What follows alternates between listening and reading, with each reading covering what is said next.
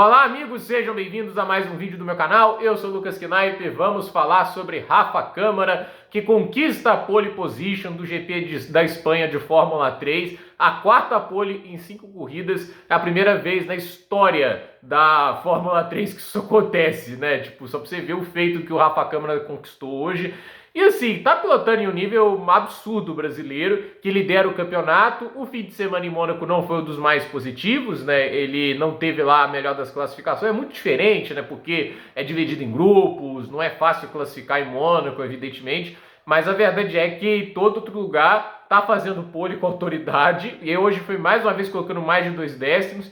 E de novo eu exalto, né? Para um cara na temporada de estreia, a frieza que ele tem nesses momentos, né? É um negócio sensacional e ele tem muita velocidade pura, isso é nítido, né? Eu acredito que, obviamente, estará na Fórmula 2 no ano que vem, né? Eu acho que, assim, pode ser que se ele não for campeão, fique mais um ano na Fórmula 3, mas não veria tanta lógica nisso. Ele parece ser, assim, bem pronto para um passo em diante, né? O título da Fórmula 3 obriga ele na Fórmula 2, ok?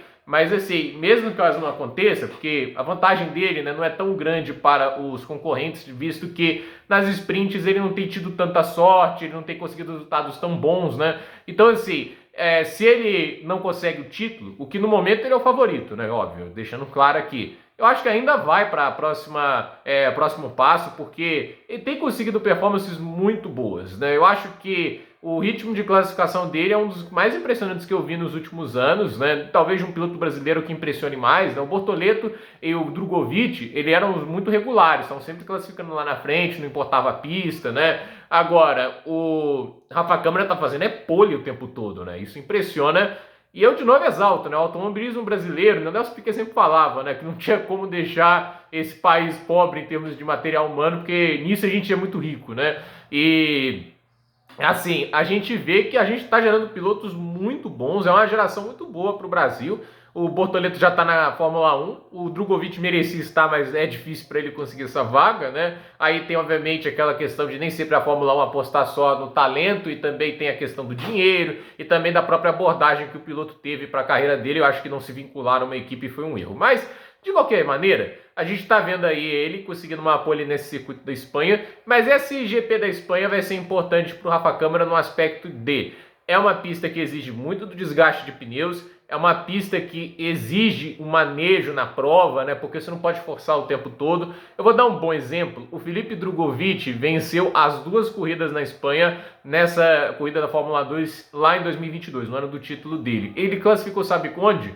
Acho que em 10º, né? Uma coisa assim. E classificando lá atrás, né, ele conseguiu 2 corridas fantásticas muito na base do gerenciamento de pneus, né, de prolongar a vida útil dos pneus. Ele conseguiu até um progresso rápido na primeira volta e tudo isso, mas ele administrou para forçar no momento correto, e na hora que ele foi fazer a parada de boxe tinha pneus em melhores condições e tinha um ritmo muito mais forte do que a concorrência. Então essa é a questão, o piloto tem que entender o momento certo para acelerar, o momento certo para conduzir ali a corrida, né, conservar os pneus, e esse vai ser um teste bem importante para a Rafa Câmara, porque assim, nessas provas ali, o Bahrein talvez é o que mais exigia a questão dos pneus, mas nada é igual a Espanha, porque a Espanha é um asfalto velho, pontiagudo, muito abrasivo e que obviamente castiga bastante os pneus. Por isso que traz um entretenimento até extra comparado com o que a gente está vendo na Fórmula 1 nos últimos anos. Então, a ver o que a Rafa Câmara consegue, olhar no Stormstead, né, um dos pilotos, né, o Tsolov, esses caras são obviamente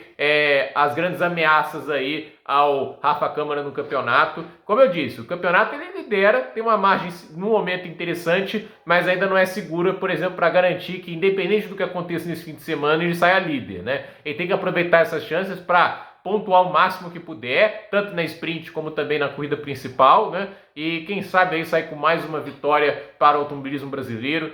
É realmente legal que a gente tenha sempre alguém por quem torcer nessas categorias de base e apoiar no caminho até a Fórmula 1. Muito bom ter torcido por Drugovich nos últimos anos, a mesma coisa para o Bortoleto, e agora temos o Rafa Câmara, que, como eu disse, para mim, questão de tempo até tá na Fórmula 2, né?